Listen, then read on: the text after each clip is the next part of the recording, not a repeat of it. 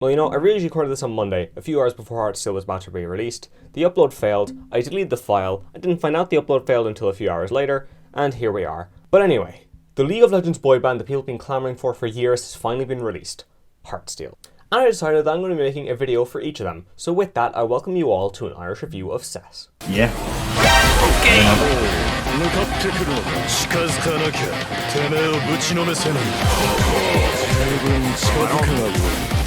I don't think the next outfit thing. I think it's Oh my god, even playing with two hands, we couldn't have beaten that because she was on the other side of the fuck. Now, along with being one of the big boys of Heartsteel, Sett is also one of the champions who got my ass out of jungle and into lanes. But that's besides the point at the moment, so let's jump straight into his passive Pit Grit. So to start off, if you're ever into a ranged matchup, simply take Doran's Shield, Second Wind, and Revitalize, and you're just going to have a miniature Warmogs because of Sett's passive, which increases his regen when he's low on health. It's just a godsend when you're into poke. It cannot be understated. It is genuinely just amazing when you're into some kind of a Quinn or like a cringe person just playing Vayne top. I do have nightmares about them, but honestly I think they have nightmares about Doran's Shield's existence. But moving into the next part of his passive, Sett's auto attack animations do actually matter. But his right punch comes out harder, better, faster, stronger, and with more range. I'm sorry for the pun, but really I'm not. These alternating autos end up giving Sett a rhythm which a lot of other champions don't really have, and while at first it takes quite a little bit to get used to, I actually got used to them quite quickly, and it's what makes me enjoy playing Sett so much. Sett's Q, Knuckle Down, is what gives rise to one of the most stupid builds that I've ever used in my career, but is incredibly fun despite how stupid it is. So Sett's Q is very simple, it just gives him two stronger autos. His left punch and his right punch will have increased range and do a little bit of percent max health damage, tailing off his bonus AD and the enemies, obviously, max HP. It's genuinely really good, you love to see it, but the best part about this is that they're just auto attacks, so they can crit. You see where I'm going with this.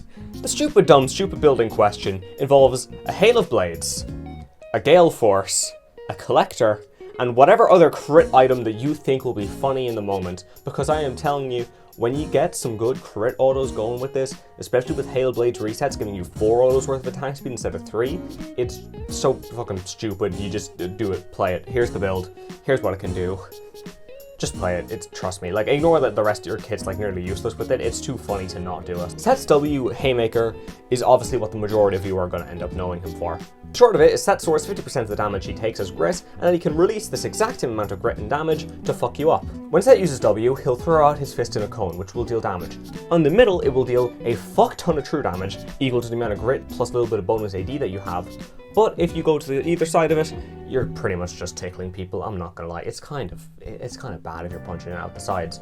But if you can get the punch down the middle, which 9 times out of 10 you really should be getting, you're setting off a miniature nuke.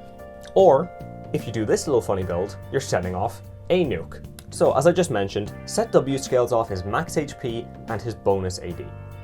So I think you know where we're going with this, because it's time to do a little bit of math. But once again, I am going to need my laptop for this. So now, to pull out the math, the damage formula for Sett's W is 50% of his max HP plus 160 multiplied by 25% per 100 bonus AD that he has. So, if you want to be doing the maximum amount of true damage, there's only 2 things we need. A lot of health and a lot of bonus AD. So, to start off, if you're going to be attempting anything like this, where you need to go with runes. Well, before, I'm sure all of you were familiar with the Grasp of the Undying rune set that he had when Ross Boomstock kind of popularized this build. That version kind of got nerfed, but also, there's just a simply better one if we go ahead here. So, starting us off, you're going to need Conqueror. It's the most broken rune in the game, it's always been Sett's best rune, and it gives you 48 bonus AD. Next up, we're going to need to throw in Last Stand, just for a little bit of bonus damage when you are low on health in that W, although realistically that doesn't actually help you because we're doing true damage, but sure, just take Last Stand anyway, don't be dumb. For our secondaries, we're going to have to go ahead and grab Overgrowth in the Resolve tree, simply for the 3.5% bonus max health that it does end up giving you. Now I know technically this gives you infinite health, but look, let's just look at 3.5 bonus, alright? We can get into infinities later. For the minor parts of the runes now, we're just going to be taking double adaptive and scaling health. Do I need to explain why? Bonus AD, health. What more do you need? So the items we're going to have to be building are as follows. Heartsteel, Titanic Hydra, Spear of Shojin, Starax Gauge, Black Cleaver, And for this last one, most sane people would tend to take boots, and in this case you'd go Ionian boots. But I am not sane, so instead we're taking Hullbreaker for 3050 bonus HP in total, plus 334 bonus AD. Now late game we're going to be throwing in an Elixir of Wrath for an extra 30 bonus AD, bringing our grand total to 364. But we're not clocking out there. Once you plug all these numbers into our calculator, or as I prefer to call it, my friend, we come out to a grand total of 3,906 true damage.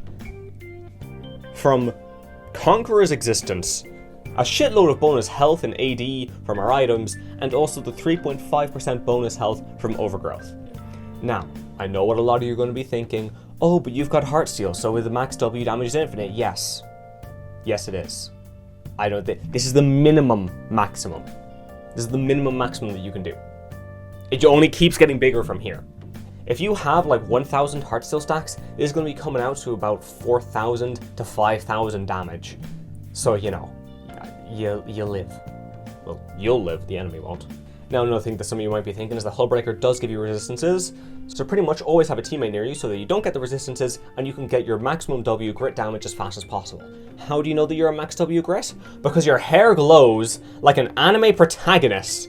Like, man's going fucking Super Saiyan, like Gear 5, can't remember what the Naruto one is, and I'm not really sorry, actually, no, I'm not. Anyway, you know, he does funny anime reference. You can insert the JoJo's joke if you want, because he does have Dio's actor. But either way, we need to move on now to Set Z. Set Z, Facebreaker, is where trigonometry students thrive. And by that, I mean the trigonometry students actually apply the trigonometry, and they just told it to everyone else. So, the actual ability itself, Set will pull enemies from both sides into him. And if there's an enemy on both sides, they end up getting stunned. If there's only one enemy that you end up pulling in, then all you're going to be doing is slowing them. But at that point, they've already been pulled in next to you, so you can hit them with a good old 1-2. Along with this, you can actually pull in people who are right next to Set, because hitboxes, I don't fucking know, I don't make this game. But along with that, trigonometry comes into this ability. As we all know, or at least as we were probably all told during school, the corner of a triangle is actually the longest part of it. So if you go for the corner of Set Z, you'll actually have longer reach than if you just went for it the normal way. And this is pretty much the one way that you can actually tell if a Set player actually knows what they're doing, or if they just like hitting the funny W button. Honestly, little conditional abilities like this are kind of my favorite type of CC in League. Sure, you do have characters like Poppy where she kind of relies on the map to get any kind of conditional CC at all, which does end up hurting her popularity quite a bit. But when you have someone like Set, whose condition for the CC is just more enemy, you know, it's actually pretty fun, at least as far as I'm concerned. Set's ult, the showstopper, he just fucking suplexes someone. It's not even like a regular like suplex, like he teleports to you, picks you up, jumps through the air doing a flip with you, slams you down, probably breaking 12 different bones, dealing 60% of your max HP as damage in the area you land. You can turn the enemy Cho'Gath, or the enemy Scion, or back in Season 10, just the enemy tank who's after building Gargoyle Stoneplate and doubling their HP total up to fucking 10,000. You pick them up, slam them into the enemy team, and you're fucking doing like 2,000 damage, at least depending on how tanky they are, especially with shit like fucking Heartsteel Cho'Gath. You're coming in out of nowhere, picking this man up, throwing him into his team, and just having an improvised weapon. Like this, I love this ability. I love it so much. Turning the enemy's engage and the enemy's wall into your own weapon is so fucking funny, at least as far as I'm concerned, because it's nearly like the most Looney Tunes way that you can fight someone. But along with that, it's just fun. It's just fun. Like that's just fun. Like picking up the enemy tank, throwing them into the enemy team, like you cannot convince me that that's not something you would enjoy, unless your favorite character is like Yumi or something. I mean, look, fair enough then, I can't argue with you. You'd rather be on the Set who's being thrown somewhere. Around the time Set was released, he was a break from Riot's kind of coked up champion design, if we want to put it lightly. You had Yumi with like 5 or 6 abilities, you had Kiana with something like 7 to 9 or something of the sort, and then you had Aphelios with like 12. And it just kept on getting crazier and crazier from there, and I don't think Riot knew what they were doing. We don't know what Riot was doing. I don't know what the hell they were feeding their designers. But anyway, Set was a nice break from that. You can actually fit his passive and his skills and everything onto a screen. I'm looking at Akshan mainly when it comes to that.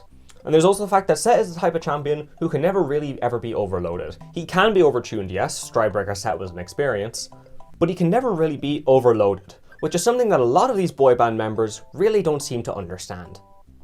And that's Sett finished. So please tell me in the comments, what do you think of Sett? What do you think of the Heartsteel skin? What do you think of both? Preferably leave out the details that you would always be talking about on Twitter.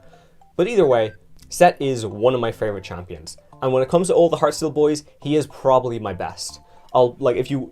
Just for comparison, as this is going to be the first one, this is both my skill and enjoyment level of the Heartsteel champions. As you can see, I enjoy two of them quite a bit. One of them I like, but I'm terrible at. Another two I just can't tolerate, and Cassante can go fuck himself. Along with that, all the footage that you saw here in this video was actually recorded live, so if you ever want to come by, maybe tell me what champion you want to see next, tell me how terribly I am playing the champion of your choice that you wanted to see next, or just anything in general, or even if you just want to say hi to my dog, you know where to stop by. I'll have the link in the description. Well, that's this video finished anyway. I do have the Fellows video coming out soon.